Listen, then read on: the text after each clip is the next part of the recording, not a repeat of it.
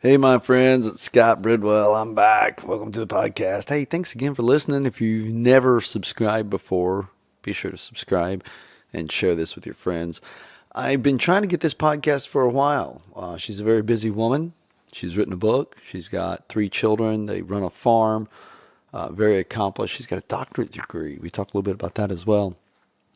But we finally scheduled some time today, and I went to her house. It's the first time I ever recorded a podcast at somebody's house, and her kids are there. So if you hear in the background a bunch of kids and you hear screaming and you hear, well, you know what? We're just sitting at a kitchen table in somebody's home just talking. And that I absolutely love. She's a little apologetic at first, but I'm like, no. I love this. My podcasts are unedited and they're raw and they're real because I want people to just feel like they can just sit down and be part of the conversation with us. And that's what she did. So who is she? Her name is Dr. Sarah Philpott from Englewood, Tennessee.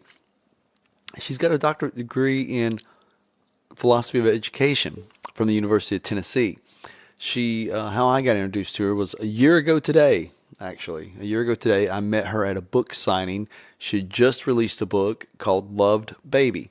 And Loved Baby is a 31-day devotional. It's a Christian devotional for women who's experienced pregnancy loss. Well, that immediately drew near to me, and you'll understand why later in the podcast when I share some of my story of what my then wife and I went through when we had our own pregnancy loss. And I was just intrigued by her, and we just started sitting down and talking. And ironically, at that time, I told her, I said, I've been thinking about doing this podcast thing. And she was one of the early people who just really, really encouraged me to do this. And that really made it special for me that she joined in on the podcast. She does have a website. I'm going to link to all that in the show notes. And I hope you sign up. I hope you subscribe to her. I hope you follow her. And I hope you buy this book. It's a really good book. Ladies and gentlemen, let me introduce you to the lovely, the wonderful, the very educated and great mother, Dr. Sarah Philpott.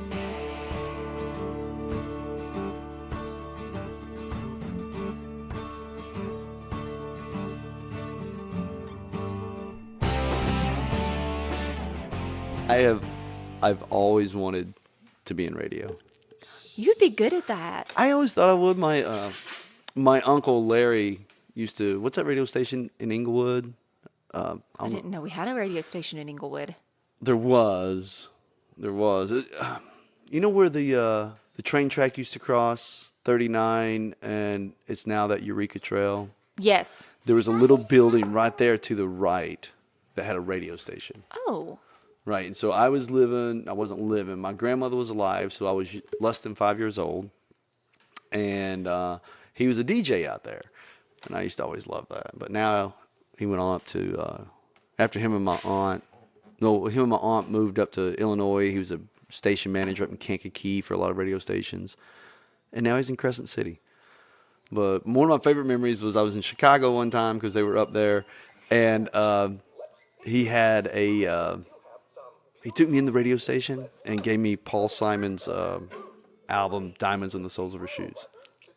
I was 10 years old. I still remember that. Hey, I got Sarah.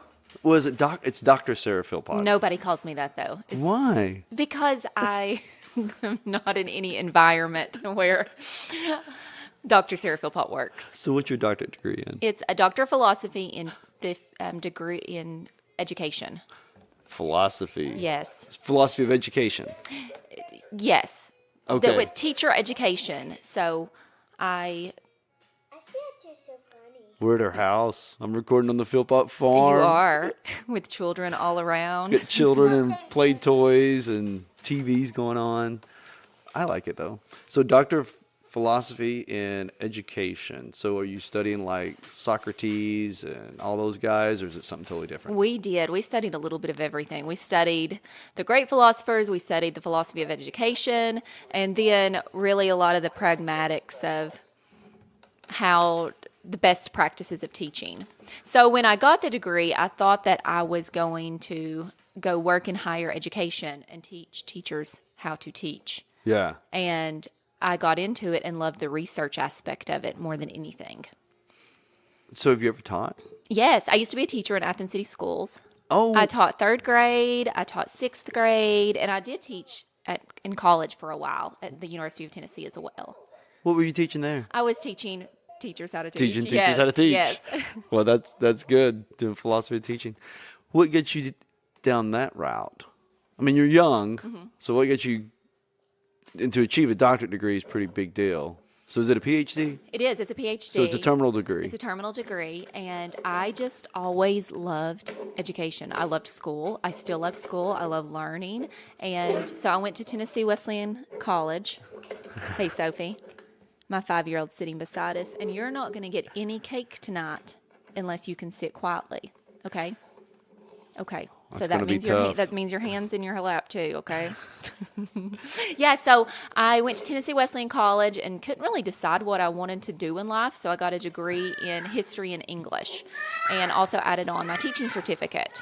And this is a disaster, This is Scott. Beckham. This is life. You got the life. I got the live, but I love it. Where'd you go? And then I instantly got hired with Athens City Schools, where I taught 6th grade. And then I moved to 3rd grade after that and just kept getting encouraged from lots of different folks to pursue like a master's degree and an EDS. And I did all that while I was working. And the next step was a Ph.D.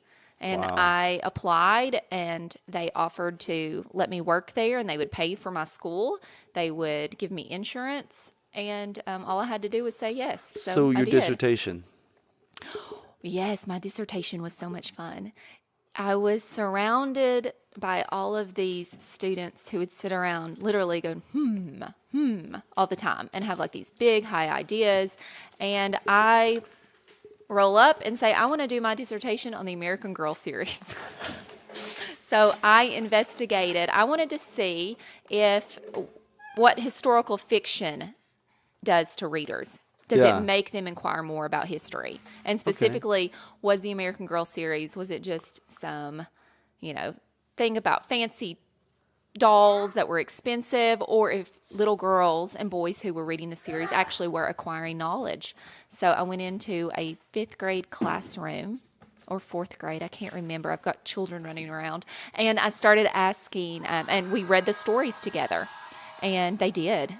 They had so many questions about history, and it really spurred their interest in the time period they were reading.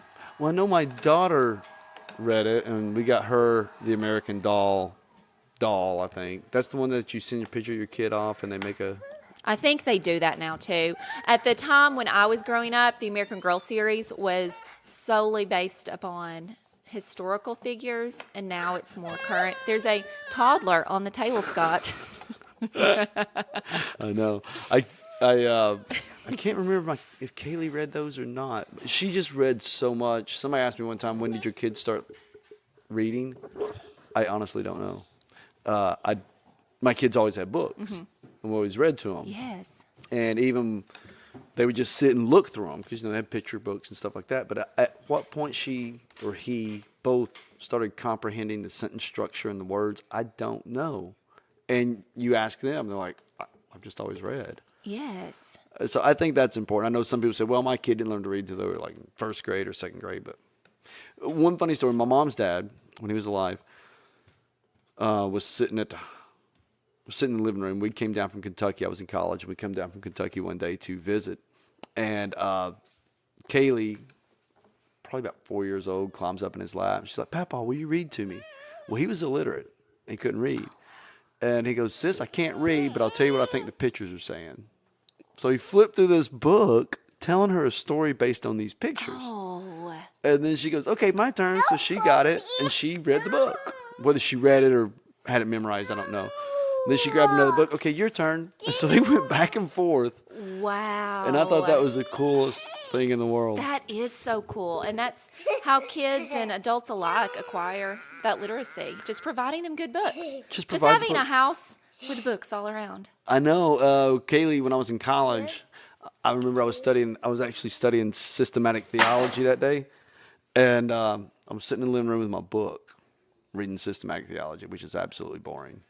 And she comes up, read to me, Daddy, and gets in my lap. And I'm like, okay. So I'm reading her this systematic theology book. And that's when it dawned on me, they don't care what you're reading to them. they just want to hear that voice. They want to be close. They want to be read to. Yes. And so if you're out there thinking, well, I don't know what to read to my kids, just read them the newspaper. They don't care. They don't care. My mom jokes that I grew up in a household of books, but my mom jokes that even when we were in the womb and when we were babies, she would read to us. And one day I asked her what she would read to us, and she said, "Oh, my trashy romance novels." She said, "I wanted to read my books too." So She had Fabian on the cover. yeah, probably so. So that's what I grew up with. So you got into writing. How'd you get into that? Obviously, doing a dissertation and doing that much education, you write, but you seem to have a passion for it. I do. I guess I've never known a time when I didn't write. I was telling a group the other day that I actually received my first rejection letter at the age of 8 from Highlights magazine. Oh, wow. Yes, and I don't even know why. What spurred me to submit, but I submitted poetry to them. Yeah. And my parents, they didn't say, "Hey, you need to do this." I just sent off a letter to Highlights magazine, and I got a rejection letter from Kent Brown. I still remember. I still have it. And I think it was just really cool to me when I received it. I don't remember being really dejected. I was just like, wow, that's pretty awesome. Highlights magazine read my poem. They actually They read it. my poem and took the time to send me a letter that said, "Yeah, your poem's not for us, But keep up the work. keep up the work." And so I've just always written. Always. I never knew that I could be an author, but somehow that happened. Do you journal? I used to a whole lot. As you can tell now from what's happening in our house, having the quiet time doesn't happen a lot. Yeah, Beckham's trying to talk to us in the microphone. Yeah. Yeah. So, I've just kind of always written, and academically, I really was able to hone my craft. We had a teacher, my advisor at the University of Tennessee, Dr. Turner, and he was an older gentleman. He's still alive, but he's retired, and he really took us kind of under his wing and taught us how to write, how to submit, how to not be afraid of rejection, and just keep on going. Yeah. What's wrong with you, What's buddy? wrong, Beckham? You want to lay down in my lap? Isn't the Gruffalo on right now? Do you want to go? We're using a babysitter called television so we could try to record the podcast, but it's not working because we just looked way cooler over here. Do you want to go watch the Gruffalo with Sophie? I'm not watching Truffle. Okay. They love showing off when people are here. They do. Yeah. All kids do. And I could try to lock them in the basement, but I don't think that would work either. You know what today is? What? We met 4 years ago today. No way. Yeah. It came up on Facebook memories that I was down there and I met you that day. That's crazy. I was thinking about that when I was getting ready. Because this morning I scrolled through Facebook memories. Then you come messaging me, "Hey, we can do it today." And I'm like, okay, then. I'm like, wait a minute. That was a year ago today. Blooms and Heirlooms. Yes, at Blooms and Heirlooms. And I remember you telling me you want to do a podcast. Oh. I didn't expect that. Yeah. Poor guy. Poor guy. Yeah. Poor Scott, who's trying to record a podcast. It'll be gold. No, Oh. sir. No, sir. Oh, there you go. Sophie, It's okay. why don't we go get him some candy? Yeah, let's get him we some could sugar. go get him some sugar. Something to distract the child with. Yeah, your candy. A candy in a movie. This is the greatest distraction because we couldn't use like vegetables and like anything else right now. No. That wouldn't work. I don't even think candy's gonna work. Okay, I'll hold you, but you have to stay quiet. Can you say shh, shh? Oh, Okay, all right. there we go. It was a year ago today. You were down there doing a book signing for your book, Loved Baby. Yes. And Yes. how'd you? Yeah, let's just tell the backstory to that, if you don't mind. Yeah. So that was a book that was 4 years in the making. I had experienced 2 miscarriages and really noticed that there wasn't necessarily a whole lot of resources out there in the Christian marketplace There's not. to help women walk through that time period. And then I just felt strongly led to write that book and research the topic and use my own personal experience, talk to hundreds of other women, use kind of my background as a researcher, and then just intertwine it with scripture. And I dove into so much grief research. that it's not even funny, to try to make it as accurate as possible.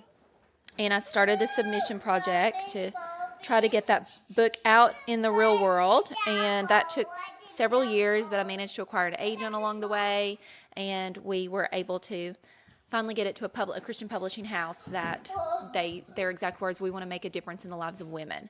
Nice. And they put together this beautiful book that released last October.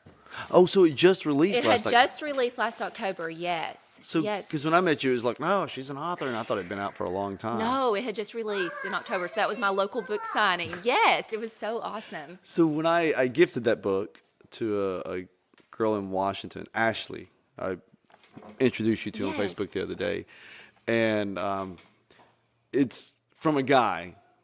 It's very difficult to broach that subject with a woman and say, okay, can I give you this book? Yes. So it was difficult, but I felt the need to do that, so I reached out to her, and she was like, absolutely. So I sent it to her, and I just got one of those beautiful thank you letters or thank you notes back, and she said, I had no idea, one, that this was out there, and two, to even look for something like this. And I told her, I said, there's a lot of resources out there. I just happen to know this one. And she said, I wouldn't even thought to even look for it. But she loved it. Now, another lady I knew experienced a pregnancy loss about a month ago. And I don't know her personally. Ashley, I've known since she was a preteen. And I had the same feeling. I need to reach out to her. So I did. And I said, look, I know we don't know each other really well. So if this is too much, I'm sorry. Please forgive me. There is this book, and I told her about it, linked to your website, and I said, if it's okay with you, I'd like to gift it to you. She never got back to me, so I thought, okay, I'm not going to. Yeah. So how do you do that? How do you approach somebody? I think that's a question that everyone deals with. I don't even think it matters if you're male or female. Whenever someone goes through that type of loss, that where a child dies in your womb, or any type of grief. Our society does grief so poorly, but the grief of the death of children or babies in the womb, I think, is especially challenging for our society to know what to do. What do you need? Do you need me to turn it back on? Okay, if we Okay. could pause this, No, yeah, we'll pause it, and I'll come turn right the back. movie on, and we'll pick right up. All right.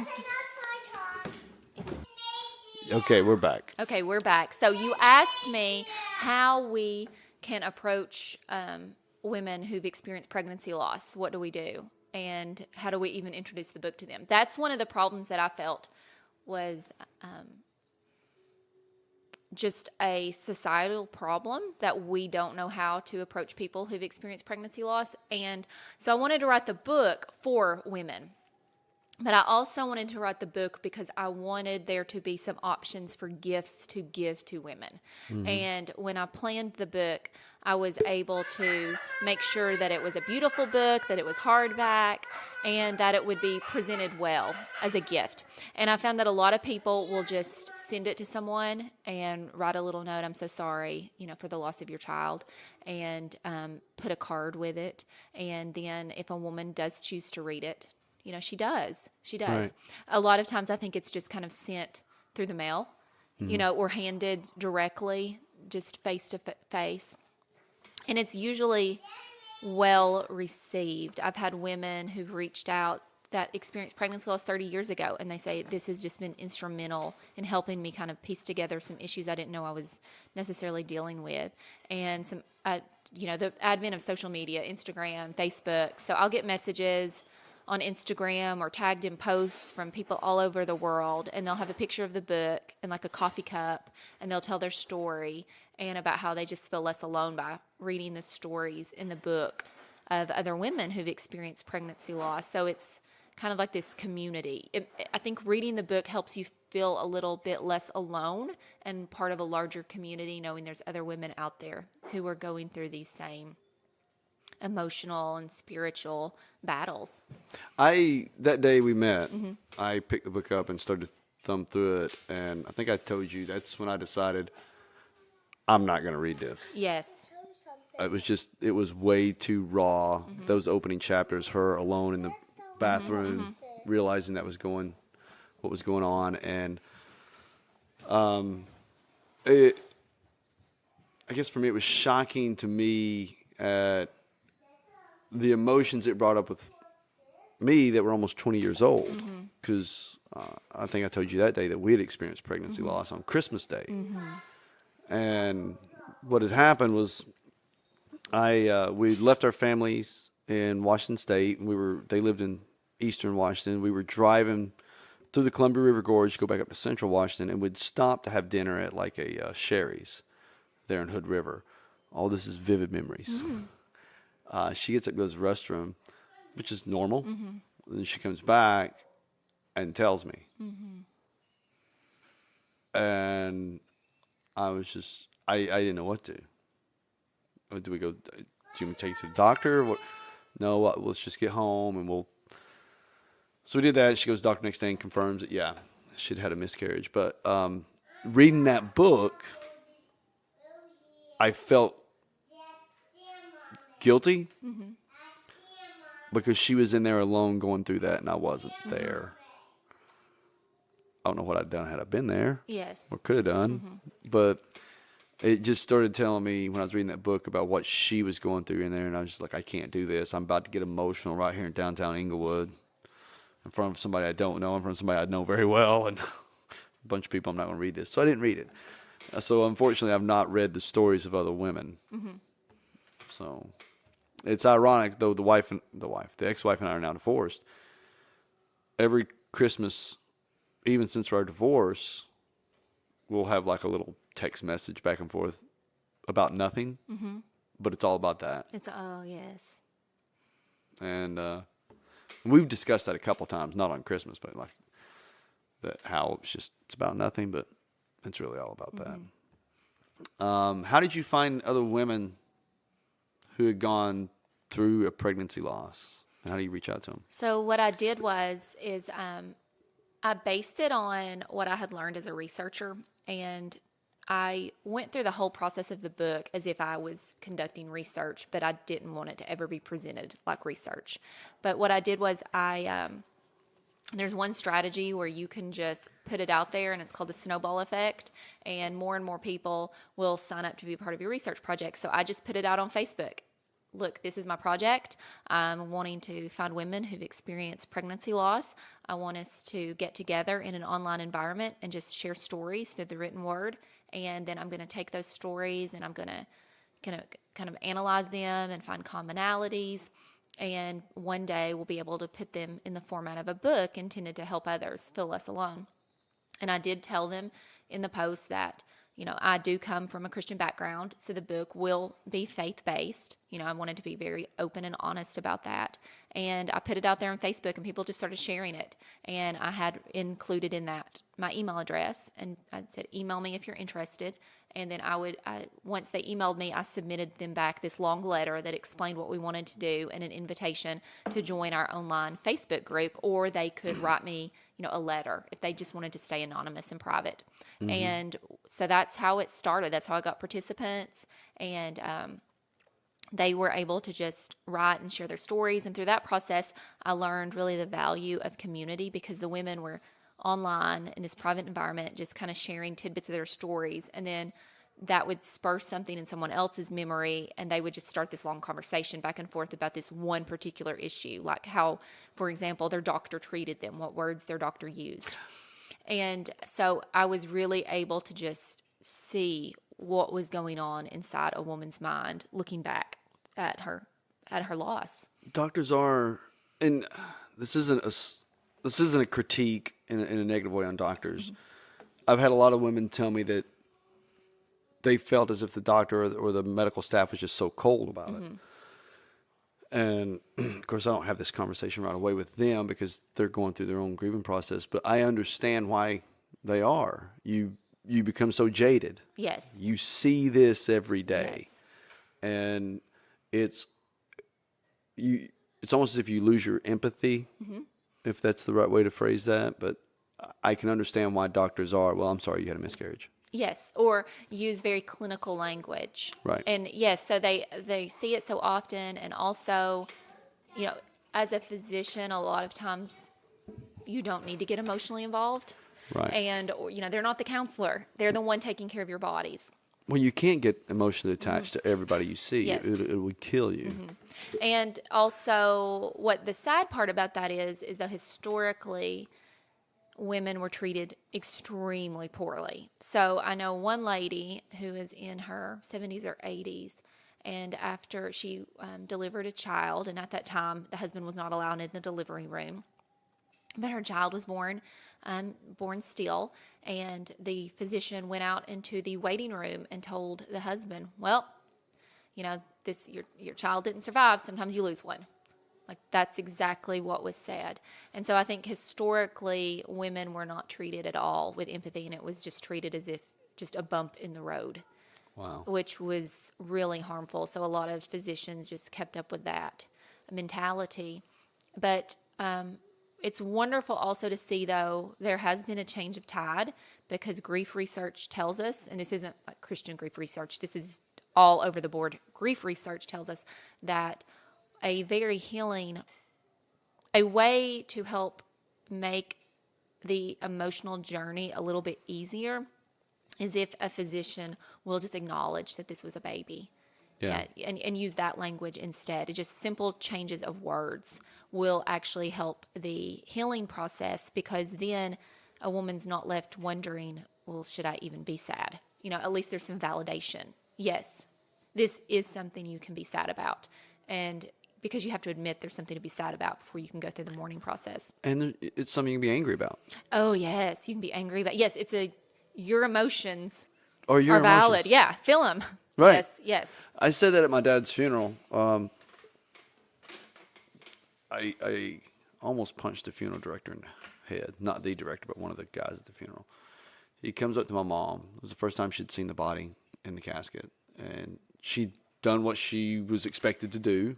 She broke down. She was doing all that stuff. And he come up to her and he says, if God could just pull back the veils of heaven and you could see in, you'd see how happy he is, and you wouldn't want him to leave. And I thought, I had some other more coarse language running through my head, but it basically was, I'm going to punch you in the throat. Yes. Yes. Yes. And Mom turned around and she says, no, I'm angry. I'm upset. I'm selfish. Leave me alone. Let me have this. And I thought, well, that's probably better than what I was going to tell him. And it was better coming from her. And that was the thing when we were going through our pregnancy loss, the stupid things that people would say, as if me being upset, me being everything that we were going through, it almost invalidates it. Yes, it does. They would say stuff, well, maybe there was something wrong with the child and God knew you were going to be able to take care of it. And I was like, what? Or they would say something, well, it's in a better place. Or they just said the dumbest stuff. That it would, literally one day, I was pastor. I guess we were pastoring at the time. And I told the wife, I said, look, just don't even acknowledge those people. Just don't even acknowledge them. They're wrong. Theologically, they're wrong. It sounds cute. Maybe God needed another angel. Well, we don't become angels, dum-dum. Yes. I just don't. And so, I had to take that role on. And that's the same thing with my mom. Oh, that's what I was going with, is at my dad's funeral. People would say the same thing. And I remember at the funeral, I said, look, it's okay to be angry. It's okay to be angry at God. Yes. It's okay to express that anger to God. Yes. And I talk about how Jacob got his name, became Israel, because he wrestled with God. It's okay. It's okay to grab him and go to the mat. Yes. With this. He made these emotions. He did. Can handle them. I know I point a lot of women to 1 Samuel, where Hannah goes up to the mountain and the priest thinks she is drunk because she is just crying so much. And she finally says, I'm just so upset. I mean, she doesn't say that verbatim, of course, in the Bible, but she says, I'm grief-stricken, and it's because she can't have a child. She can't bear a child. And if the Bible puts that much emphasis on this unmet need, this unmet desire for a child, and that it's okay to go to God in our anger and our sadness and our grief-strickenness, then absolutely it's okay for us to have these emotions when a child dies in our womb, when our mother dies, when our father dies. Yeah. And I think that's where we get grief wrong so often. Well, the other thing I've learned, having had these two losses in my life, this many years apart, is when people come up and they say, "Oh, I lost a baby too. I know how you're feeling." No, you don't. It's all different. You know how you felt. Or I lost my dad, so I know how you... No, you don't. No. You know how you felt. Yes. You don't know what I'm going through. And mom would feel guilty with the grief that she was going through. And I'm like, no, don't. It's okay. It's okay. And she says, is this lasting too long? No.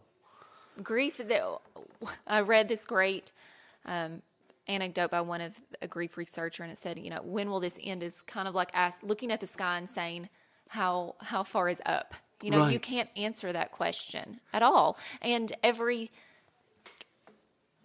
aspect of research points to the fact that the only way to move through grief is to mourn. We have to do that. And when people were saying things to you, such as, well, it might have had a chromosomal abnormality, well, you're still grieving for this particular child. Or a lot of women are met with, well, you can always try again. But you're grieving for a particular child, your dreams for that child. And then often some women can't go on to just have another child. Right. They've had to have a hysterectomy because of this. Their loss was after 7 years of infertility. A lot of times we just give these pat answers to really complex emotions. We do, and that's what I often tell people, because having been in the ministry, I've done a lot of funerals, and people's like, I just don't know what to say. Well, then don't. Yes. Don't. I'm so sorry. I'm for your so loss. sorry is Yes. the only acceptable thing. There's a Jewish tradition called sitting Shiva, and it's 7 days after the grief, 7 days after the death. Is the family basically just stays home. They stay home. And there's a whole process of things that they do. But the instruction is, if you're going to go visit someone who's sitting Shiva, you don't speak until you're spoken to. Wow. And the only thing you say, if you do speak first, is, I'm sorry. Wow. You don't add anything else, and you only speak when you're spoken to. You just come in and sit and be still. And that's powerful. And that's what I try to tell people. And they do that for 7 days.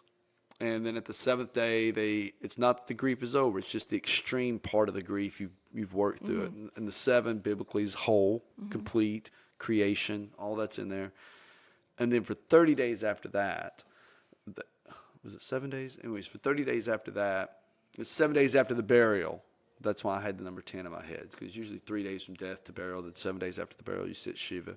And then 30 days after that's another mourning process, and basically in that, and this is what I had to keep reminding Mom: do we sell the cows? Do I do this? We make no major decisions during this 30 days. And it's not that the grief is over. You just don't do anything rash and get through it. So I try to share that with people. A mother, this is another thing that came up in my Facebook memories this week. There was a mother when I lived in Washington. She had triplets. And one of them was out driving one night and had a car wreck and died on Halloween. He was 17. And a lady, I didn't know them, a lady in a church I used to pastor called me up. She said, they don't have a minister. Will you go? So I did. I go over there. I'm with them. I go through the funeral with them. I go through the burial with them. I did all that. And I hung out with them off and on after that, got to be a friend. And she asked me one day, she said, when will this be over? No, she said, everybody's telling me time heals. I said, they're liars. She said, what? I said, you'll have a scar. I've been hurt, and the pain goes away, but there's always a scar and there's always memory. I said, even with my injury that I have to this day, I have pain. I said, what I'm going to tell you is that this never ends. You just enter a new reality. And you're going to be at the store one day, and you're going to see a bag of M&Ms. And you're going to think, oh, my God, he loves M&Ms. And it's going to bring back all this joy and this happiness and all these beautiful thoughts. And you're just going to be so thankful for those memories. You'll be in that same store 2 months later, see that same bag of M&Ms, and you're going to lose it. I said, and that will happen for years to come. And that's what I found reading a little bit of your book I read was with me, was a lot of those emotions started coming back up. Yeah, they can sit side by side, and you never do get over it. You just get to the other, what I call the other side of grief, where joy and sadness can coexist, and you can The have yin and the yang. yeah, you can have both of those emotions. Devil. Is the Gruffalo still on, baby? The Yeah, devil. the Gruffalo. The how is that community still active? It is. It actually turned into, I decided after seeing the power of that community, started another Facebook group. And it was open for anyone who just searches on Facebook, Christian pregnancy loss, miscarriage, Christian and pregnancy loss. It's an environment of women of faith who've experienced pregnancy loss, and there's over 2,000 in there now. And they just come in, and I have several women who are what I call who are leaders in the group. So they're all across the United States. So each week, one of us is kind of the group host, I guess is the best way to say it. But we don't do any programs. We're not trying to do Not selling book stuff. studies, not selling stuff. What we envisioned this to be, what I just set it out to be, was it's kind of like a table where women can just gather, and if at midnight, they're upset that their mother-in-law said harsh words to them, they can come to this group and they can type it in, and there's going to be other women underneath going through the same thing, or someone down the line who experienced it a year ago and can just give encouragement and support. So it's just a table where women can come on and talk about issues of pregnancy loss, and they know they're not going to be judged. I think that's the other key thing is when you're going through grief, you think you're the only one going through grief. Yes. I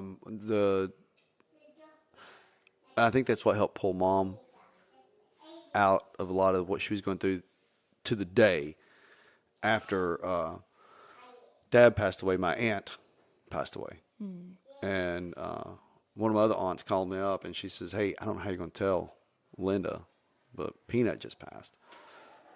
I said, well, she's asleep, so I'm going to go in there and wake her up, and I'm going to tell her. She said, well, don't tell her now. Let her get some rest. I said, she's going to wake up at 2 a.m. and get on Facebook. Oh, yes. Yes. No. She said, how are you going to tell her? I said, I just told you. I'm going to wake her up and tell her. Yeah, that's... And I did. And I expected a rewind of everything we just went through. And it's just like all of a sudden her face woke up and she became aware, I'm not the only one. This is, and to me, she's been totally different since that moment. And that's what I like about your community is that these women who do think they're the only ones, who think there's no resources out there, like Ashley didn't think there were any resources out there. Once they find this, it's got to be life changing.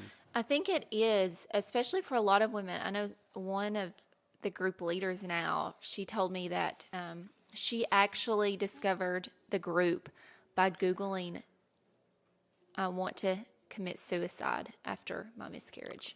Wow. Yeah. I have a lot of women who are to that depths of despair. And so they come in and they see, okay, here's someone who this happened to last year, but they're still making it through. One step at a time, they're making it through. And I think being able to see that can somehow help in some small way. And I think it also helps provide a little bit, I'm not going to say purpose, but when we're able to give back, it helps our own journey of grief. So just being able to get on Facebook and seeing that someone's going through a really hard emotional day, and you being able to come down below their post and just giving them some encouragement and support, it makes you feel like your loss isn't because of something, but you can use your experience to help show empathy to others, to show compassion to others. I think that's huge in any type of depression. Yes. Is when you can learn to give, when you can learn to help others. It does, in my case, and I know in a lot of other people's cases, and a lot of the stuff I've read, just what you said, going out and helping others is huge in your own, I hate to use this word, recovery, but maybe that's the best word, in your own recovery, in your own path of healing. Yes. And I think that's important there. It's good that you had. How'd you meet my friend Linda Salisbury? Yeah, so I met Linda because of that initial Facebook post. I'm going to write a book about pregnancy loss. Would you like to tell me your story? And one of her family members had shared the post. And she contacted me, and She's from here. You knew yeah, that. she's from here and lives, of course, Indiana now. But she shared with me. Not only has she been a pivotal member of the group, she's now actually our group leader. Oh, wow. Yeah, she's our group leader, but she shared with me pages and pages from her journal. Yeah, she always Pages. journaled. And so I was able to use so much of her experience in the book, and also her husband's experience as well, to show that some men do feel profound senses of grief. And I was also able to share stories of men who didn't grieve, because I wanted women who have a husband such as that to not feel alone. I don't know if it's that they don't grieve, they don't know how. Yeah, well, there's some that don't know how. Then there's some who honestly felt like the loss was so early, and if a Yeah. doctor says something very clinical, in their minds, It's just over. It's just over. Yeah. Yeah. So if it's a very scientific husband, I've had several women who've had men that have not necessarily taken it as something that would be hurtful. However, that's not in a lot of situations. No. Not in a lot of situations, but men don't know how to grieve. Not necessarily don't know how to grieve, but they don't know how to help their woman That was walk mine. through this. And they also, some of them feel a profound sense of anger, and they want to try to predict what a woman needs, and so they'll just try to do what they think she needs instead of just being vulnerable and open. And I'm so so sad. I have a chapter in the book that delves into different styles of grief for men, and one man was just so angry at God for years and years and years. Oh. Yeah, so that's in the book that's as well, okay. and that's okay. That's okay. Yeah. Yeah, and I have to tell people that all the time. That's okay. Yeah, we can't expect others to grieve the same way we do. The takeaway from that chapter was we have to be able to give grace. We have to be able to grieve in the way we need to grieve, but then we can't expect others to grieve the same way. And that's I think when you're dealing with something with couples, that's probably part of the frustration. She's grieving one way, and since this is the way I grieve, you should be Yes. feeling this. And so we project that onto them, and then that Yes. comes anger, and then vice versa. You're right. We need to be able to understand that we all grieve differently, and just because I'm not the way you are, it doesn't mean anything negative about me. Yes. It just means that's just not how I That's grieve. not how I'm grieving. Yes. Because somebody said something about me with this recent loss, my father, and I said I haven't had that sad breakdown moment, but that's not what I do. I don't have sad breakdown moments like that. I'm not saying it won't happen. It's just it hasn't happened, and part of my grief has been dealing with all the other stuff I got to deal with. Now all of a sudden I got to learn how to be a farmer. Good luck. Right? We had a baby calf born the other day, and I'm like, I don't know what to do with it. And then somebody said, "Well, was it a boy or a girl?"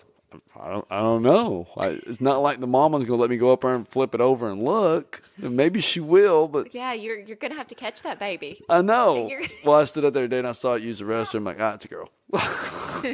You kind of need to spend some time on the farm here. You'll get a quick. That's what I need to do. Come out here and just hang out. Yeah. We got a corral set up on a chute, and I feed them in there. When I feed them grain, I feed them in there because I want them used to going in there. So if I ever work them, they just go in. Yes.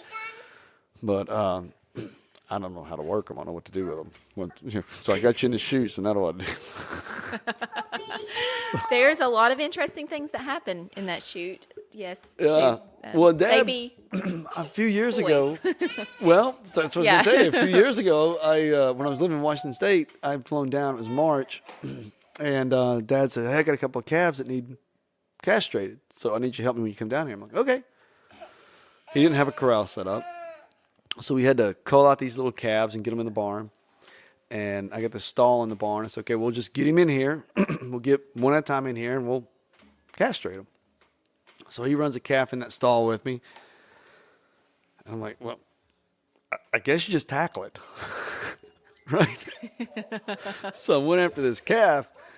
They're strong. They are very strong.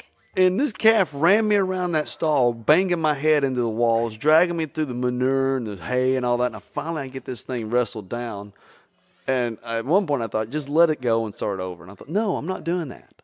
I don't want to have to do this again with this calf. So finally I get it wrestled down, Dad just standing there in the door. And I was like, was it a boy or a girl? Because the way I was holding it, I couldn't look. And he goes, oh, that's a girl.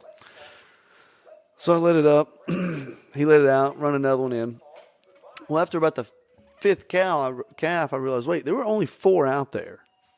So I stepped back out in the hall of the barn. He wasn't calling them out. So after I wrestled one, he wasn't letting it go. He was bringing it back through. So I must have wrestled the same cow 2 or 3 times, right? So I start calling them out. Finally, when it's all said and done, there's only one calf that was a boy. We get him banded. I go down to the house. I'm just sweaty. I'm bleeding. I just get stuff all over me. And Mom's like, what happened to you? And I told her. I said, oh, by the way, you only got one little bull. She said, well, I know that. I said, well, Dad didn't know that. She said, yes, he does. I said, he told me there was a couple. He said, no, there's only one little bull. I said, well, he didn't know which one it was, and I had to wrestle all them calves. She said, Scott, he can stand on the back porch and call him out by name. And I went, okay. He just wanted you to practice. I see what he did there. And he would never admit to that, but he did. He did. And but I got it. I don't know why I went on that tangent. I was talking about calves, but so you're speaking from time to time. I saw at the Beanery here recently. You were speaking there for that Wise. Yes, I was speaking. It was actually, they hosted the event at the Senior Citizen Center in McMinn County, but That's what it was. Yes. I saw the poster at the Beanery. Yes, the Chamber of Commerce sponsored it. Well, Wise is a part of the Chamber of Commerce, so I got to speak locally to, I think there were over 150 women. So what does Wise stand for? Women Inspiring Success and Excellence. Oh, so okay. they group together and often have speakers and luncheons and networking. So when you speak like that, do you just tell them about the book? I mean, do you have a certain... It's kind of different depending on the audience. So at the early part of this month, I was in Texas. I was in Fort Worth, Texas, and I was speaking at an event that was solely women who'd experienced pregnancy loss. I didn't even know that existed. So it was, it's called Gathering Hope, and the local moms in Texas put it together, and it's just a night where women gather who've experienced pregnancy loss, and they had me in as a keynote speaker, and then they also had opportunities to sit around a table, drink coffee, eat dessert, and tell their own stories of loss, which was so powerful. But for that particular event, I of course went deep into the grief of pregnancy loss. They wanted me to talk about the grieving process because they felt a lot of people had been told they don't have to grieve or they don't need to grieve, to just get over it. So I talked a whole lot about the process of grieving from a spiritual aspect, an academic aspect, and we just pulled it all together into this idea of gathering hope. So for those events, I know when I speak, there isn't going to be a dry eye in the audience. You know, Right. I know it's going to be deep. It's going to be hard.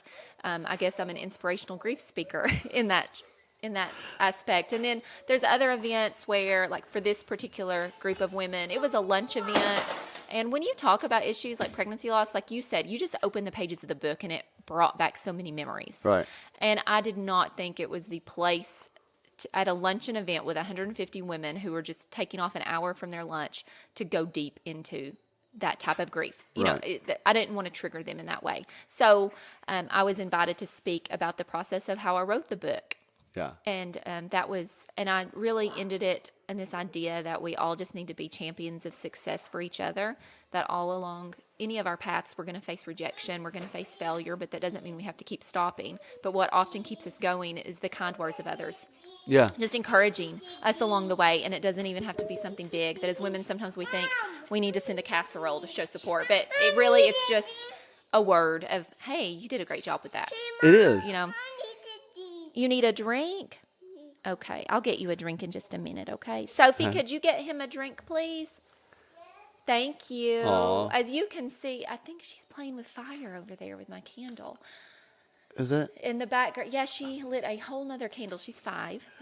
You can see that my life is this is just one small aspect of it. You love it. I do. I love it. It is hard to focus on one thing because it's just crazy all the time. You love it.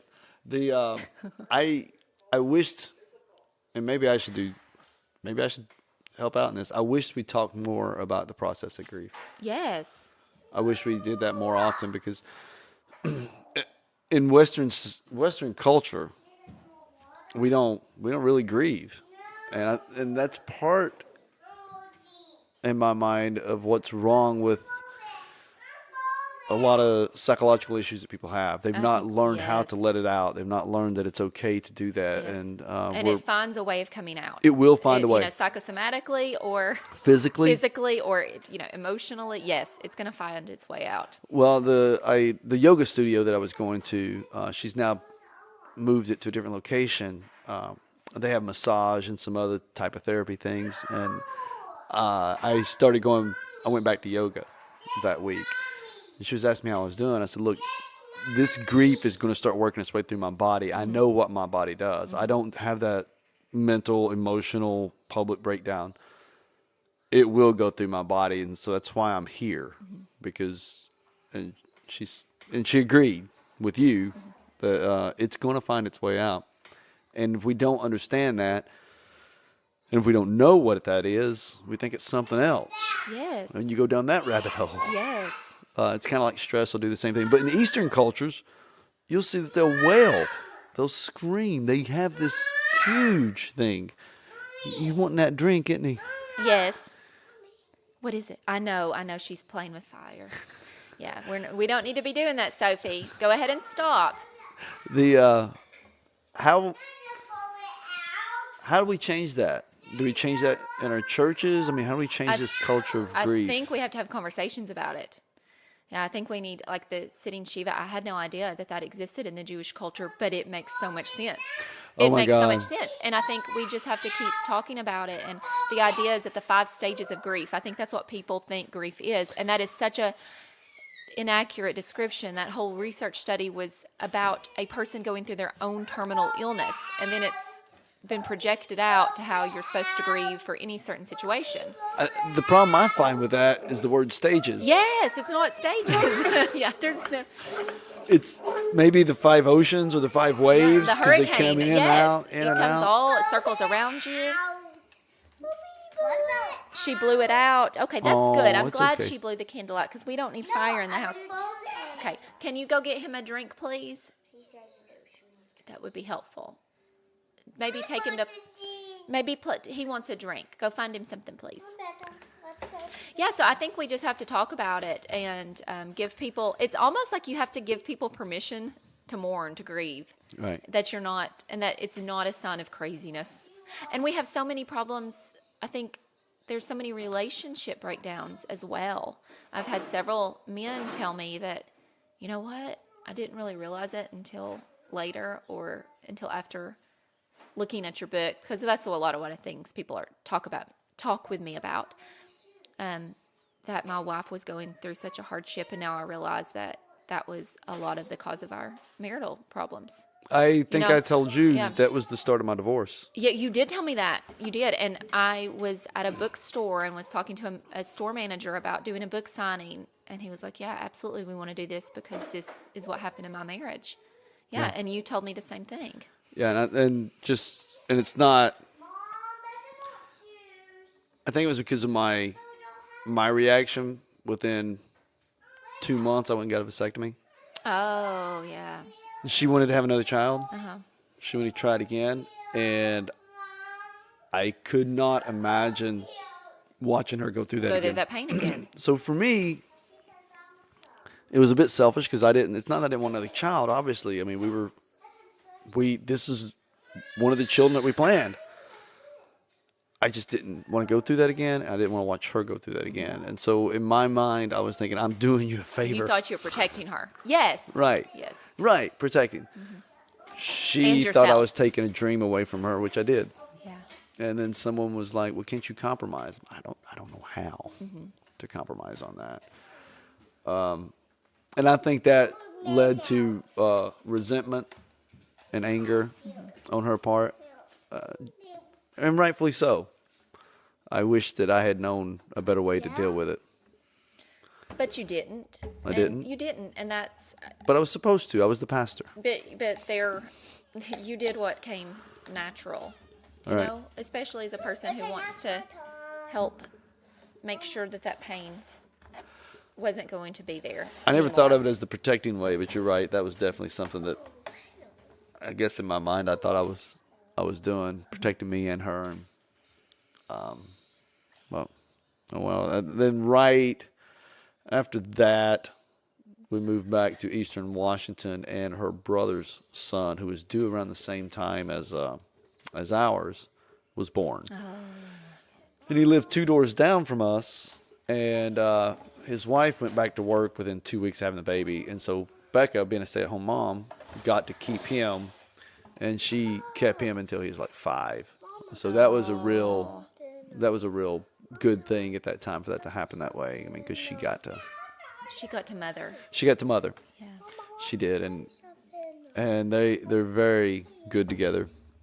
But that's been, I guess, almost 20 years now that I think about it. Wow. Yeah. But it still feels like yesterday. Yeah, any It can. situation of grief, I think, is just so big Yeah. and encompasses us. And we're afraid sometimes to walk through those big emotions. Oh, I'm afraid to even talk to her about it. Yeah. Even when we were, The milk. although I said that was the start of our divorce, I don't think we weren't angry and mad at each other. I just think that was a seedling at the time. Yeah. But even after that, years after that, I was afraid to talk to her about it. I was afraid to have this conversation with you and me about me talking about it. Because, matter of fact, I told Beth, I said, I don't know how I'm going to deal with that. I don't know if I'm going to lose it or... Right. And, well, you've got a child sitting on the table right now drinking milk and one running around, so it kind of helps. kind of helps distract. Yeah, it helps distract a little bit. But, yes, I think talking about it is hard. And I still, even though I'm a person people go to about pregnancy loss, I wrote the book when I find out that a friend has faced pregnancy loss or someone in our community. I still go through that feeling of, I don't know what to do. Right. How do I handle And this? you're the expert. And I'm the expert. But yes, and I'm the expert, and I still have that. So I don't think we ever get to a place of feeling truly comfortable of knowing what to do. Because we all just want to fix it and take the pain away, and that's not possible. Nor would it be good. No, it wouldn't. That's what I was telling. That's what I was telling my mom the other day when she said, talking about how difficult this was that she was going through, and I said, Mom, you've often told me if you could take a pain away from me or something that you would. She said, yeah, I would. I said, I wouldn't take this from you. And she just kind of looked at me. She said, why? I said, you have to go through it. If I was to take this away from you, you're going to miss out so much on the other side. You have to experience this. You have to go through it. And as difficult as it is to watch or for you to do, you just got to look at it like, I've got to go through this. Instead of looking at it like, I got to get past this. Yeah. No, you got to go through it. You got to experience it. That's part of the journey. And so you've talked to a couple of guys. Overall, their reaction, I mean, you had the bookstore manager tell you that, yes, you could do this, and that was part of his marriage. What's the other reaction with guys? I mean, do they talk about how they... It really just depends on their personality and how they're emotionally ready to talk about it. I had one man, and I think also, just to backtrack a little bit, the topic of pregnancy loss is also hard because when you're going through pregnancy loss, you're at the age where your friends are having babies. Yeah. So you also don't want to be like the Debbie Downer, like, oh, well, this could happen. This Right. could happen. Because I think a lot of people, myself included, the first round, kind of have that blissful ignorance that as society tells you, you're going to get pregnant, and 9 months later, it's all going to end in joy. And so you don't want to be the Debbie Downer of, well, this could happen. But it's 1 in 4 pregnancies end in loss, so it's a great possibility. But so I think we have a hard time talking about it for that reason. But men, I remember one man who walked in where I was doing a book signing, and I was sitting at the front, and he saw the word baby on the cover, and it was pretty, pink book, and he walks up to it to pick it up and get it, and he said, oh, we're having a baby. I should get this for my wife. Yeah, and I just very gently say, well, this is a book for women who are having a hard time who've lost their babies. And his face just turned white. He dropped the book. He didn't even look at me. He just turned around and left. Yeah. It was that faced with that reality of, oh, wow, this could happen. Or, oh, About wow. messed up. Yeah, about messed up. Yes. So, So I think note, it just guys, pay depends. attention to Yeah, the. pay attention. Yes, this is not a book just if your wife's having a baby. But so I think a lot of men, some men are very open and talk about their feelings, so they're more inclined to do that. Some men are not. I've probably had more men actually approach my husband than anything. Like, Well, of course. like say, thank her for writing this, for Yeah. being vulnerable. So they've done that. And I've had some men come up to me and talk, but So how did he grieve? I mean, we are very familiar with grief, unfortunately. It started out early in our relationship in high school when my brother's best friend was in an automobile accident, and my husband was the driver of that automobile. oh wow. And it was nothing but a gravel road that caused the car crash. It was nothing nefarious. But our relationship really started out surrounded in grief. And then 2 weeks before my husband and I got married, his little sister, 20 years old, died in a car accident. Oh my. She was one of my best friends. And so we, again, were faced with this big, humongous grief. I mean, of course. Yeah. Newlyweds. Yeah. You're not even married, about to go on your honeymoon while you're grieving. Yeah. How do you even celebrate Yeah, my husband can't. Because she was even- obviously going to be in the wedding. Yeah, so he doesn't know who came to the wedding versus who came to the funeral. Yeah. So we have unfortunately studied grief from a very intimate level, and there's been other situations too. Of one of his best friends in college was killed in a car accident, and the dad had to call us to say, because he lived in Florida, I've just got a call that Justin passed away. I need you to go to the morgue to see if that's happened. So my husband, we've been so familiar with grief, and my husband knew that however she grieves, she needs to grieve. Right. So he was very supportive in whatever I needed to do. He was just there to hold me and hug me, and just be there for me, make sure I had food, all of that. But at the same time, because we'd faced such big griefs in our life, I felt very embarrassed that I was grieving.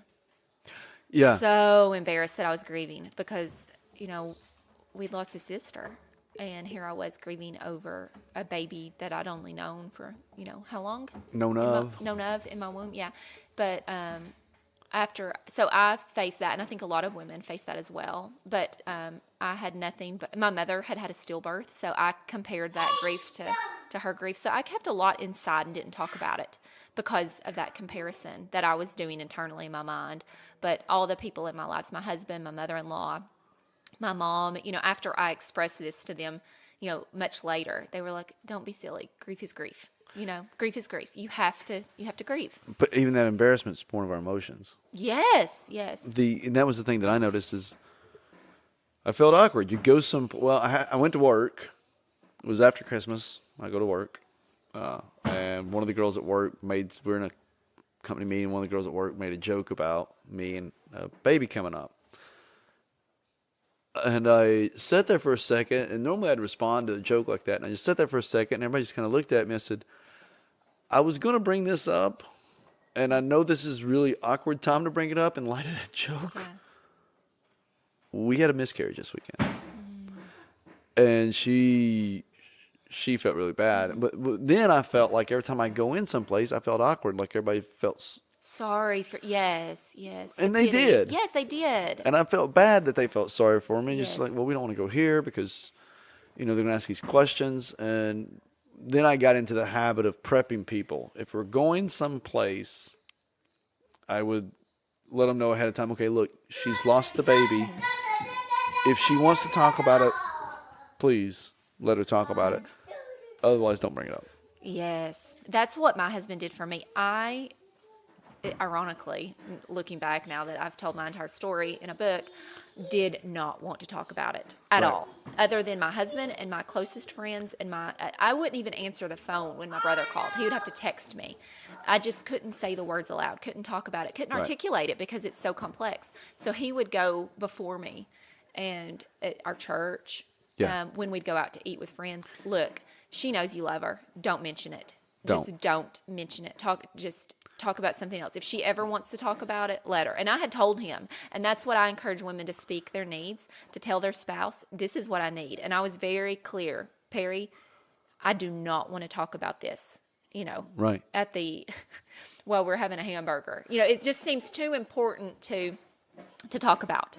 Well, and that happened to me about a month or so ago. Mom's church had a barbecue for the community, had a band come out and play. A buddy of mine played in the band, Reliance. Yes. So, guy I worked with, he's a banjo player. So I go down there to watch it. Plus, it was really important that I go down there for Mom. And this guy comes up to me, introduces himself, and he starts talking about the funeral. Starts talking about the death of my dad. And I'm sitting there thinking, I don't want to talk about this. Yeah. Yes. And if I'd have brought it up, it'd have been different. Yes. But I also removing myself from me and just looking at it from a psychological or maybe philosophical standpoint, understand that he needs to talk about this. Yes. It's important for him because him and Dad worked together for almost 20 years. So it's important for him. And so I then looked at it from that side. Okay, he needs this. And also he wanted to make sure you knew that he wasn't just ignoring it or as if it wasn't unimportant to him. Yeah, it's such a... That's the eggshell we walk on. That's the eggshell we walk on. And where we don't know people's grief style. You really do have to just kind of guess what's their grief style. My best friend, after my second miscarriage, we were somewhere together, and she said, I want you to know that I'm always thinking of you, but I'm not going to bring it up to you because I don't know if you want to talk about it at that particular moment, but I'm always available for you. And I thought that was just the best thing anybody could have said. Hey, I'm always thinking of you, but if you want to talk, I'm here. I do too. And that's when we started this off, to say I'm sorry. Okay, you've recognized their loss. Yes. And you've expressed that to them. And then let them. And maybe to take that further is what your friend said. I'm sorry. I'm thinking about you. If you want to bring it up to me and talk about it, I'm more than willing to. Yes. But don't. Yeah. And I think, too, sometimes women feel a little bit, I think it's received well if some sort of... Whoa, I don't know what that was. Like, train tracks going through the air now. Yeah. But if some type of token of love is sent, whether it's a card, it doesn't even have to be sent, face to face handed. I think sometimes it's better when it's from a distance. But a token of love, like, I remember my friends brought me flowers, brought me cupcakes, brought me, just small tokens of like some things that you normally do after momentous grief experiences. Women always bring food. Yeah, they do. They always bring food. My house blew up with food. Yeah. I was just like, what are we going to do? Don't know what else to do. And I love... And cleaning. I think you should... Yes, and cleaning. I think you should really do a talk on the Western versus Eastern. Is this normal? Do all of us send food after grief? Is that one of our remedies? I think that would be pretty fascinating to look at. I know the Jewish culture because I've been fascinated with that. I've been studying it for so much. They do food. In the Northwest, they bring food. So when I was there, but they don't. It wasn't like, and I didn't have anybody close to me die there, but it's not like everybody rushes over to your house and starts everything. Of course, my mom and my dad are both one of 9, so I had a lot more than I would have had there. Families just aren't that large there. Well, it's rare that you have families that large there, but I always found myself when another couple would go through a pregnancy loss, obviously we'd be there or would let them know, hey, we're sorry. We've experienced this and we're sorry. I would always try to talk to the guy because I felt, in my case, everybody just kind of pushes you to the side. Yes. Well, you're not the one that's lost this. Well, no, my body didn't, but I did. So I always try to talk to the guys. And the things I always tell the guys is, look, I'm sorry. This was one of the most difficult things I ever faced as a man. And if you ever have questions, you want to talk about it. And then we do what all men do. We suppress it and we start talking about something totally different. Totally different, yeah. Right. That's like I had a friend of mine who was, well, I'll tell that story later. But that's how men are. What I learned with raising a boy is that if I want to talk to my son about something, I don't sit down over hot chocolate and talk to him. we go outside, we start cutting the grass, or we build a fence, and we do stuff, or we work on a project, whether it's just Tinker Toys or something. We work on a project, we do stuff, and then he opens up and starts talking. During the Right. So most guys, when they have their deep, intimate conversations, it's usually at work, or it's usually they're doing something together. They're out hunting. That's when they're having that. You don't see them doing that. Oh, let's just go sit down and yeah, let's go have coffee. And let's go have coffee and chat. yeah, yeah. Well, women can do that. Women can do that. Yes. And then maybe it's because women are more, in some sense, tribal. And I think that's what we've lost in a lot of our culture, is that we don't have those tight communities. And maybe you do here. You've grown up here, and Yes. you've got your church community, you've got your family community. But when I lived in the West, it wasn't such a community spirit. And so you very much have that I'm alone feeling. And that's why I think it's very important for women, especially, to find groups, Yes. whether they be a church group or a book group. You find a group that you build that community with. What you've been able to do is take that into the internet. There's another word I was looking for there, but you've been able to take that into where maybe I am out in Los Angeles and I just moved out here and I've experienced a pregnancy loss. I do have a group I can go to. Yes. Whereas geographically, someone may live in New Zealand that's in the group. It's very far away, but the matter of the heart is what connects you. So yeah, because and I think sometimes it's hard for women with busy lives to Yes. find the time to sit together and devote that time to talk about a particular topic. Especially if I have a career and I already have kids. Yeah, if you have a career, you have kids, it is just, impossible. And so that's just a place to go where you can join together. But yeah, as the little boy is screaming and all that other stuff. But I will tell you that my losses gave me such perspective, where I was already a mom when I experienced my 2 losses. Oh, I didn't know that. Yeah, and I looked, my Titus, it was after the birth of my Titus, who's now 8, and I became a different mom, whereas before I was kind of very rigid and, oh, we only need to eat our vegetables, we need to do this, we need to do that. And after that, it was like, no, if we want to dance and watch Robin Hood, Let's dance. let's dance. It's going to be okay. And it's given me the perspective that, yeah, my life's crazy right now, as evidenced by 2 of my smallest children running around during this podcast, but I can have such gratitude for them, because I know if I went on the internet right now to my Facebook group, there would be a woman entering who has just lost what I have, lost the dream of what I have. So the fact that there is a little bit of chaos in my life is nowhere near in comparison to what I know so many women are facing right now in the moment of loss. So grief gives you perspective, and I think that's really helped me kind of let go of some of.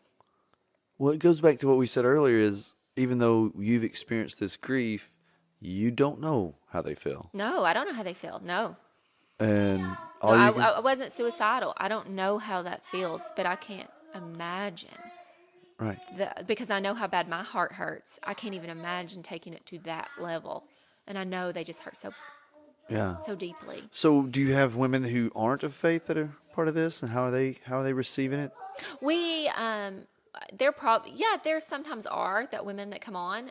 They're mainly if they join our group, because we do say, we're upfront with it. We're a group of Christian women, and the reason I segregated it like that is because when I was going through my losses, I went on some of these support groups, and they were non-denominational, and so there was women of all faiths and non-faiths. And so when I would write something about my experience, and my experiences, of course, includes my faith journey as well, I would sometimes be attacked. Oh.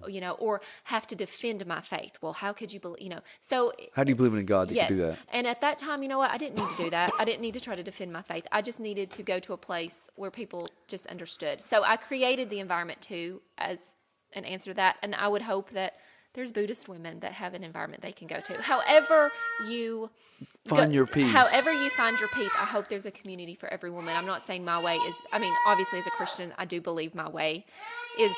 It's working for you. It's working, yes. But I don't think that everyone has to fall into our group. But Right. I hope there's a group for everyone. Well, the thing that the thing, and this is probably where I started developing a lot of this ideology, is when we had our loss, is people would say the things, like I said earlier, that were stupid about, well, maybe God knew this or God did that. I came to a point in my faith where I was like, God had nothing to do with this. Mm-hmm. God, in my mind, He created us and put certain rules and laws into our biology, into our chemistry, into our sciences. And if those things aren't working, then these are the things that have. Yes. It's not that God caused this. No. It's not that God let you have your child and took my child from me. It's not that God allowed your dad to live through a heart attack and mine not. No, God isn't out there moving these chess pieces around. And I'm not saying that God's not involved in our life. I just don't think He's involved in that. In choosing that. Yeah, and it says in the Bible very clearly we're going to have trials in life. You know, our life is not promised of perfection. What's wrong, Beckham? You want some water? You want a carrot. Oh, well, come get a carrot. Yeah, come get a carrot. That's great. You don't want chocolate? Oh, he done got him a carrot. Yeah, so I've exhausted all of my babysitters this past month because I've been gone to Texas and Florida and just different places. So No, thank this you is for great. This is great. So showing up with. are you still writing? I wish I was writing more. It seems like Because I thought you said something about a children's book. yes. So I've written children's books, and that's where I first started thinking that I was going to be published in kind of the traditional publishing path was my children's book, and then God, I just feel like there were definite different plans for me. But I have written children's books, several children's books, and would love to see them published one day. So what type of children's books? Kind of just humorous little things. I have written a children's book to go along with the Love Baby devotional, and we're going to be pitching that to publishers soon, which is just a picture book to help children go through this, to give them words for their grief and visualize what heaven might look like. But I've also just written several fun books, and one is about was based upon my son who never slept as a child. And when I was taught, he was like 8 months old, still never sleeping. I was like, my goodness, it's like you're fighting this like the power of a superhero. Well, that just got my mind going, and I left the room, and just started like writing down a story, and it's called Slumber Fighter, and it's about a little boy who just a normal kid, but turns into a superhero every night as he fights these tiny Z's that come around. He's fighting slumber. And it's more of just kind of a humorous tale upon, not every bedtime experience is good night moon. Right. Not every... Yes. You're watering the flowers with milk. Wonderful. So I've written several, kind of humorous little children's books and hope to get them off the ground one day. But I know the path to publishing is so challenging, even though I've already published a book. This is...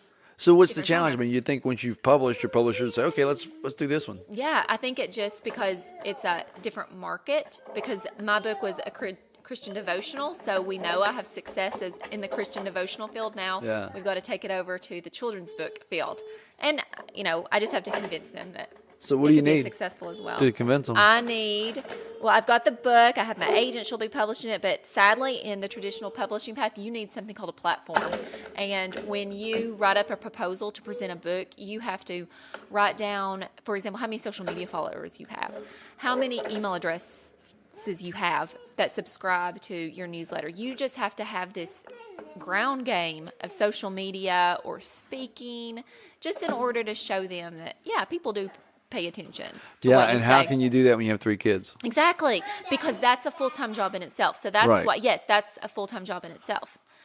And it is has been amazing to me to watch the time and energy that what successful authors have to do. It is. They really have to sit in front of the computer all the time and There's a engage reason an a lot of them are audience. single. It is, yes, to be able There's to a engage reason. with an audience, yeah.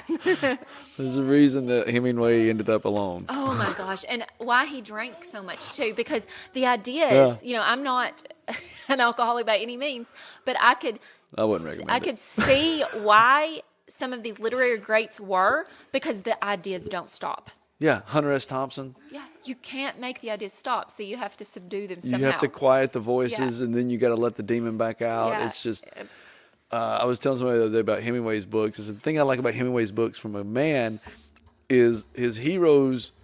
It never turns out to be a good ending. No. You're just like, oh, I mean, you're cheering for this guy. It sounds great, like the old man in the sea. He's caught this fish. He's finally done it.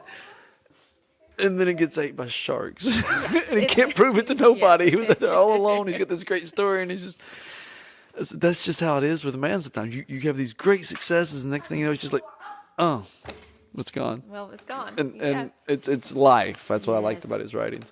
But, so you do have a newsletter, though, right? I do. Actually, I don't really have a newsletter. No, I just don't like playing the game that publishers want you to play. So have you thought about self-publishing? Oh, no, I have. I have thought about self-publishing, but I know that I wouldn't put the energy behind selling books. So I will. I can play the game of getting newsletter subscribers and all of that and engaging with an audience, and I'll fight hard to get it published. And honestly, because I have an agent, there, it's not going to the slush pile. Well, I started to say, I didn't know if your contract... When I write the books and the proposals, and my agent looks at it, and she offers suggestions and changes, and then we will start pitching it to publishers that she thinks would fit. And so it'll also just be the children's market is. See, I didn't know if your different. agent, if you were in contract, that you couldn't self-publish. No, I could if I Okay. wanted to. Yeah. Because you do have your website, you do have your platform, I do. you do have the community Yes. that, although I know that they're very dedicated to pregnancy loss, it's still women. It's still women, and a lot of them have children. Right. And a lot of times when I write, I either write very grief-filled stories or I write real-life stories, which are just really resonate with women. And Yeah. a lot of women say, when I'm having a bad day, sometimes I'll see what you've written because it makes me feel better about myself. I mean, I've got stories of eggs being under the rug, just normal Yeah. things. And I have so many of those stories, and I've published them in different places.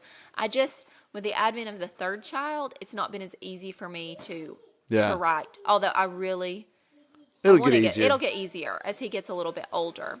But no, I'm hoping to see the book one day. Some of these books, these children's books out there, and my agent wouldn't take them if she thought they were. Right. Yeah, if she did, she's She's not in it to make you feel yeah, good. she's not. Yeah, she's not in it to make me feel good. No, she's not going to try to embarrass herself by sending out bad projects to publishers. It'll see if it just fits. As much with, as she says, I love you and you're so No, great, no. she's really in it to... she's in it to make money. Well, she's in it to make money and also And build a reputation. Build a reputation and to put out great books, to have her Right. name behind great books. Yeah. So Exactly. And that's what I don't think people need to realize. I mean, if you're trying to get an agent, you're trying to get published, you need to understand they're not going to do this as a favor to you because they're going to go back to the same publisher and try to pitch another book at some point. yes, And they want to have a good reputation. Yes. You want to be that person that when they bring it to me, I don't have to think about it. I'm going to publish it because I Yes. trust them. So it's good that she's taken that. oh, she is. She's wonderful, and that's the publishing company that took the Loved Baby Project on. They write Christian devotionals. So Who was that? What it's publisher? Broad Street Publishing. Okay. So she's really wants me to write, honestly, another devotional Did based you- on farm stories. I've pitched her several ideas about that. She loves it. But I just want to first see if I could get a children's book published. But I'm working on a book of devotionals geared more towards down on the farm life. That reminds me of having not been in the ministry for so long, one of the things I miss is this. I miss talking. I miss teaching about the things of faith. And one of the things I was thinking about, speaking of farm, was, you got fences. And you got fences, and they're there to keep what's yours in and hopefully keep what doesn't belong out. And you have to maintain those fences. And they're okay to have. And some fences you put gates in so people can come in and out. And I was thinking about that in a spiritual sense and how we need to build fences around our life. Boundaries. Right, to Yes. keep our demons in. Yeah, oh yeah. And sometimes we put fences up to keep our neighbors out. And there's some people in my life that I need to limit my access to. So, you put that fence up, but I have, like, my neighbor behind me, we have a fence between us, but we have a gate. Because I don't mind him coming over. And I Right. don't mind going over to him. But this neighbor over here, I don't have a gate because I don't Yes. know him. And So you said devotional, and I was like, man, Yeah, no, there's a fence one you could do. yes. You can have that one. No, I'm not going to steal that from you. Although there may be. Yeah, there's Steal that one. Take it. there's so many analogies for life.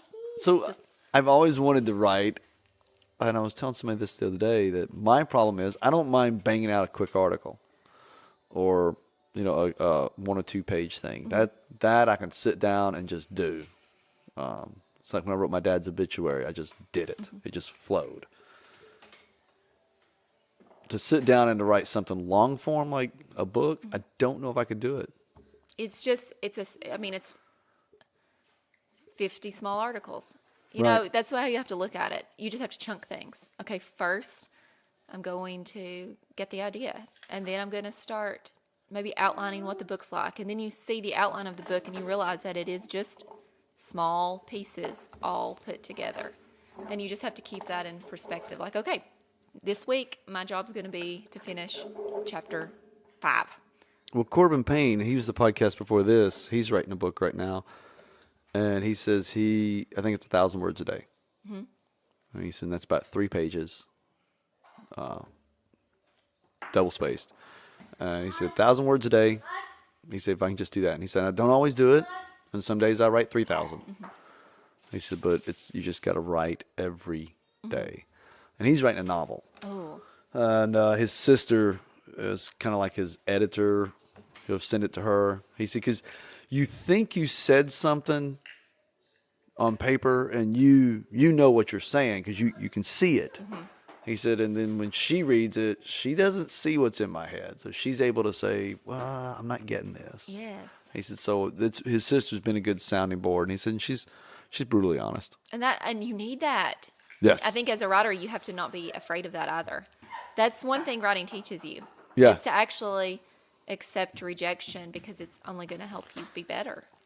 Well, As long as it's a person whose opinion you value. you value.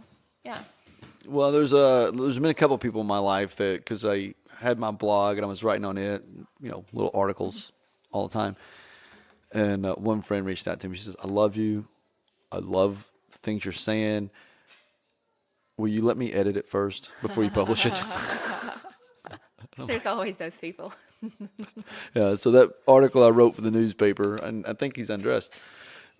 The article I wrote for Oh, yeah, he is. do you... Oh, yeah. Well, I tell you what, you got to take care of this, Sarah. Where can they find you? How do they follow you? Okay, this is a great ending. This is going to be an article in itself. So where you can, that's great, Becca. They can find me online at allamericanmom.net, where it's my website, and you can find about my book, and you can see some farm writings. And I'm going to be dedicated after this month to start writing again, to be more committed to that. So I've got some articles from like Today, Parenting Blog Team, and Her View from Home in different places. Or if you're interested in this particular pregnancy loss devotional, the easiest way to find it is to go on Amazon and type in Loved Baby and type in my name, Sarah Philpott, Philpott, and you can easily find the book. Although it's at most major book sellers, Amazon's just easier for us nowadays. I'll put a link to it. That'd be great. I'll put a link, and I'll make an affiliate link. I should have contacted you and said, hey, do we have a giveaway or something like that? But We can do any type of giveaway you want. Well, we'll just put this up and let All it right, happen. that sounds great. Thank you, Scott. It's been a pleasure talking to you. Thank you.